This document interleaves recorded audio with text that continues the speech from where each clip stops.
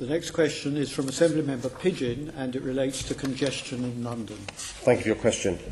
My draft transport strategy very clearly sets out my vision for how we should address the challenges London face and reveals bold plans to reduce reliance on the car by increasing levels of walking and cycling and improving public transport. I've set a target to increase the proportion of people walking, cycling and taking public transport to 80% of journeys by 2041 compared to 64% now, meaning an average of 3 million fewer car journeys in London each day. I recognise the role that road user charging may have to play in achieving this in the long term. It could also contribute to the other objectives set out in the draft strategy. We also consider a raft of other measures, for example, seeking new powers to cap the number of private hire vehicles in London and tackle cross-border hiring and powers to help TfL to manage roadworks on major roads. I was elected on a manifesto commitment to maintain the congestion charge at the current level.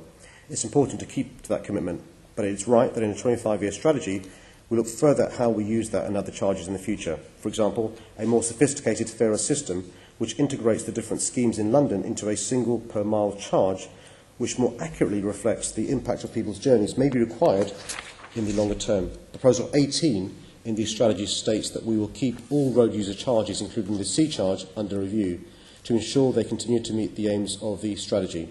I have created my taxi and private hire action plan that will investigate the role of PHVs in contributing to congestion in central London, and we may need to look at the hours of operation of the existing congestion charge when the busiest time for PHVs in the charging zone is now outside charging hours. Proposal 19 says we will give consideration to developing the next generation of road user charging. As the congestion charge technology comes up for renewal, we will look at how new technology might allow for a more sophisticated scheme.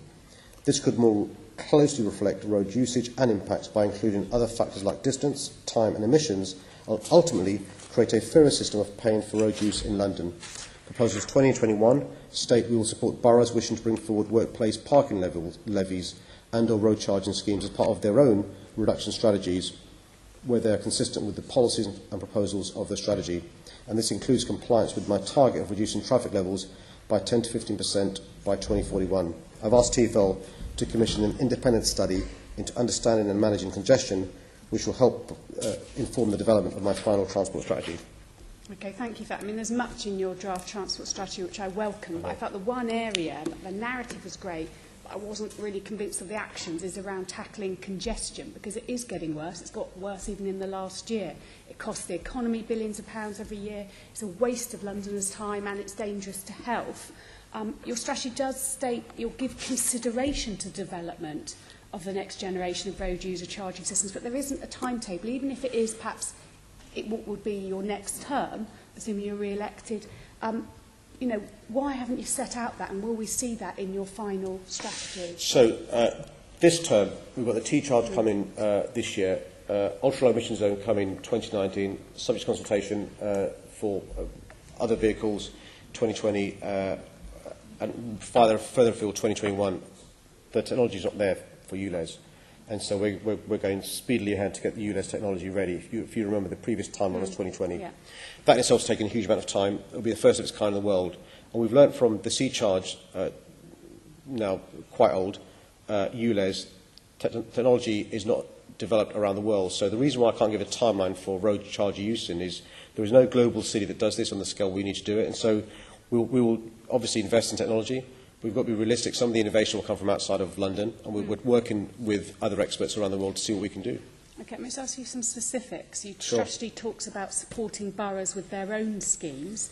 Would you support, for example, if a borough came up with, say, something around Heathrow, putting in a particular scheme, would you support that? So we're already in conversation with some boroughs. It's not fair for the boroughs to talk about which boroughs they are, about some exciting plans they've got, and we'll work with them.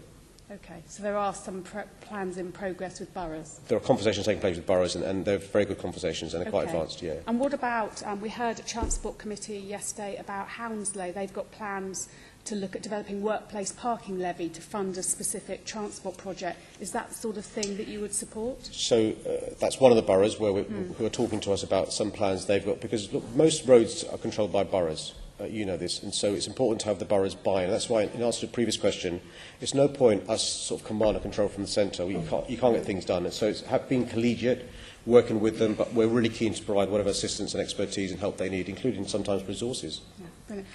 I really understand your points about fast-moving technology, and I really get that and the ambition ultimately in here. But in the short term, the congestion charge could be more effective, even using the technology that's in place. I'm wondering whether you'd at least consider whether you could vary the charging for congestion charge or the hours it operates in order to really tackle that immediate congestion in central London. So we always keep the congestion charge under review. And it's really important we keep it under review. And I've alluded to in my answer about the patterns we've noticed in relation to particularly the hours just after you stop paying the congestion charge. So we're looking at the hours, and particularly we're looking at the issue of private hire vehicles.